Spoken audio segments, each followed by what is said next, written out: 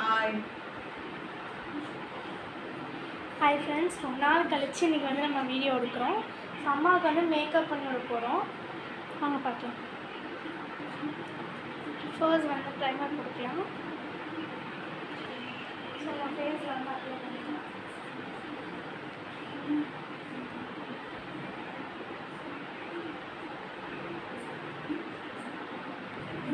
Foundation கொடுக்கலாம். Apply பண்ணிக்கலாம். Compact போட்டுக்கலாம். லிபம் போட்டு லிப்ஸ்டிக் போட்டுக்கலாம். ஐப்ரோ போட்டுக்கலாம். மேக்கப் பிக்ஸ் அடிச்சுக்கலாம்.